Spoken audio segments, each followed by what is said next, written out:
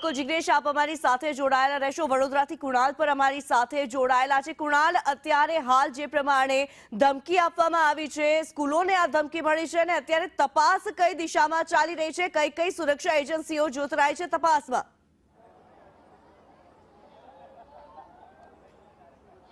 કિન્નરી, વડોદરાની જે 6 શાળાઓને ધમકી આપવામાં આવી છે તેમાં Nalanda school, DR Amin school, bright day school, Navyug school, BRG school, આ તમામ જે 6 જેટલી શાળાઓને અહીંયા ધમકી જ્યારે વહેલી સવારે એક જ ભાષામાં મળી છે, ઇંગ્લિશ લખવામાં આવ્યું છે કે એટલે અંગ્રેજી ભાષાનો ઉપયોગ છે, પરંતુ જે રીતે હિન્દી બોલીએ તે રીતે ઇંગ્લિશ લખવામાં આવ્યું છે। અને બ્લાસ્ટ એટ ધ 1:11 એટલે કે બપોરે 1:11 કલાકે આ જે કારમાં બોમ્બ મૂકે છે તે બ્લાસ્ટ થશે તે પ્રકારનો પણ ઉલ્લેખ કરવામાં આવ્યો છે। દેશના મોટા નેતાઓનો ઉલ્લેખ કરાયો છે અને તેને લઈને જ્યારે પોલીસ વિભાગને જાણ કરાઈ ત્યારે પોલીસના ઉચ્ચ અધિકારીઓ, બોમ્બ સ્કોડ, પીસીબી, એસઓજી સહિત તમામ જે એજન્સીઓ છે વડોદરા શહેરની, ક્રાઇમ બ્રાન્ચ, તે પણ આ તપાસમાં અહીંયા જોડાઈ છે।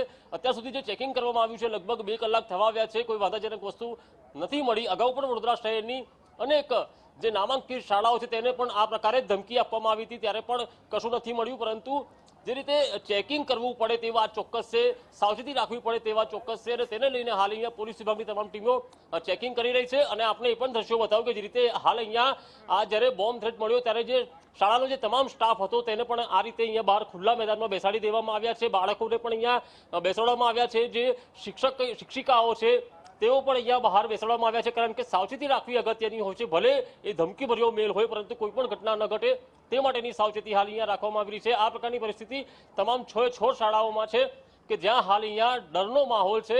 હાલ ચેકિંગ કરવામાં આવશે, લગભગ 3 થી 4 કલાક સુધી આ ચેકિંગ ચાલવાનું છે અને ત્યારબાદ પણ સાવચેતી રાખવામાં આવશે।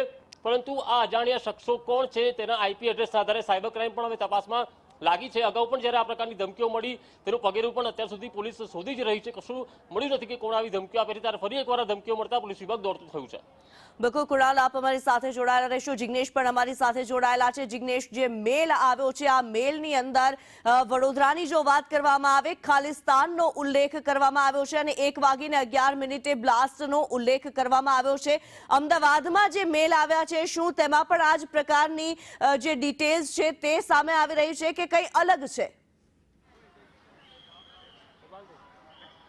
જો મેલની વાત કરવામાં આવે તો તમામ જે લખાણ છે તે એક જ સરખા છે અને જે મેલ છે તેમાં ખાલિસ્તાનનો ઉલ્લેખ કરવામાં આવ્યો છે કે ગુજરાત બનેગા ખાલિસ્તાન, સાથે જ જે બોમ્બ છે તે 1 અને 11 વાગે સ્કૂલમાં બ્લાસ્ટ થશે અને આ વખતે કાર બોમ્બ છે તે સ્કૂલ બસીસની અંદર પ્લાન્ટ કરવામાં આવ્યો હોવાનો ઉલ્લેખ કરવામાં આવ્યો છે। એટલે કે અમદાવાદ અને વડોદરાની બંને સ્કૂલોને જે મેલ મળ્યા છે તે મેલની અંદર સ્પષ્ટ ઉલ્લેખ છે કે જે સ્કૂલ બસ છે તેના અંદર બોમ્બ પ્લાન્ટ કરવામાં આવ્યો છે અને તે બ્લાસ્ટ થશે 1 અને 11 વાગે। સાથે જ બોમ્બના ધમાકા ને લઈને જે ખાલિસ્તાને જે હથિયારો પ્લાન્ટ કર્યા હોવાનો પણ જે ઉલ્લેખ છે તે કરવામાં આવી રહ્યો છે। અત્યારે જે એશિયા સ્કૂલની અંદર જે પોલીસ અને ફાયર બ્રિગેડની ટીમો છે તે હવે પોતાની કામગીરી શરૂ કરી રહી છે, સ્કૂલ સંચાલકો સાથે વાતચીત થઈ રહી છે, પરંતુ જે કહી શકાય કે 25 મિનિટ સુધી 20 મિનિટ સુધી પોલીસ અને ફાયરની ટીમો માત્ર હાજર હતી અને તેમને સ્કૂલમાં પ્રવેશ આપવામાં નથી આવ્યો। એટલે કે જે સ્કૂલ સંચાલકો છે તેની જે દાદાગીરી અને બેદરકારી છે તેના જ કારણે હજી જે ફાયર વિભાગની અને જે પોલીસની ટીમો છે તેને સ્કૂલના અંદર પ્રવેશ નથી મળ્યો અને આ જ વાત છે